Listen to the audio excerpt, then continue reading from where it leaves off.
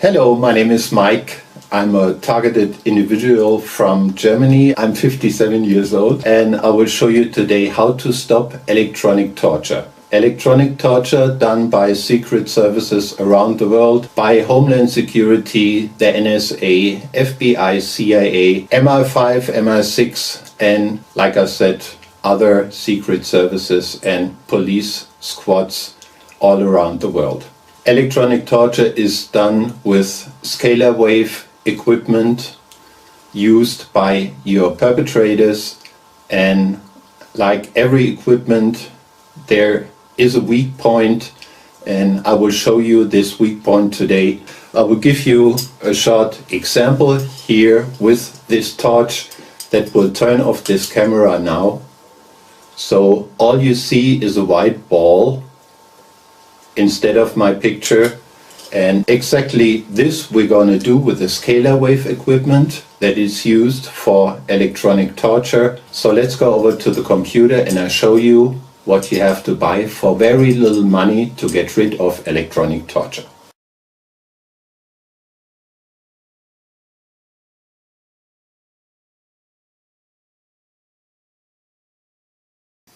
So basically what you need is a CVS driver and a power supply for that.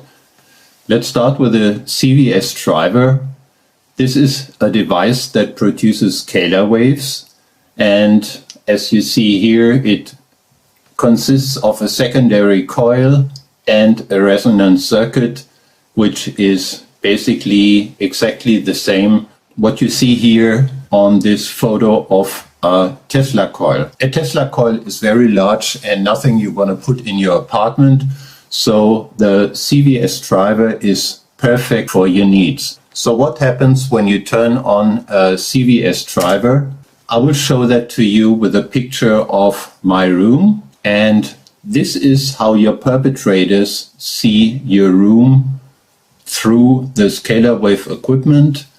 Now let's place one of those CVS drivers on my desk, and this is what they would see if your CVS driver is run by 12 volts and 5 amps on the power supply. On the next photo you see the white ball, the invisible zone, on a 24 volts and 20 amps power supply. And if you have a strong CVS driver with 48 volts and 40 amps, they can see nothing at all in your room. So if they don't see anything, they can shoot at you and they can't torture you. So this is one of the two devices you can buy. This one is called induction heater. It's used for, as it says, induction heating, and it produces tons of scalar waves that make you invisible to the scalar wave equipment. When you turn on the induction heater, you can touch the coil.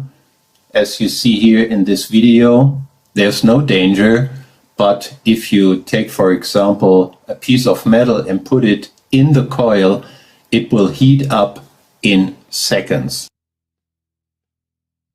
Instead of an induction heater, you can also buy a device called flyback driver. Flyback drivers are very cheap. You can get them for $15 on eBay. You can use a flyback driver if you want to make arcs and sparks, like you see here in this little video, but you don't have to do that to produce tons of scalar waves that make you invisible to the equipment that your perpetrators use. So the most important thing when you buy a flyback driver or an induction heater is the power supply. You can use for a small induction heater, of course, a PC power supply. It should have at least 500 watts, and this will give you about 12 volt and 40 amps, which is enough for a little induction heater or a small flyback driver. If you want to spend more money, you should get a good power supply. Good power supplies are a little expensive, as you might know.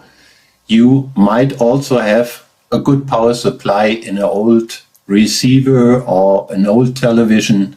If you have that in your basement, take a look. Maybe it has 24 to 48 volts and a lot of amps to run your flyback driver. When you have your power supply and your induction heater or your flyback driver, please always turn on your power supply first. I recommend you to make a switch between the power supply and the CVS drivers, a power switch like seen here on this photo.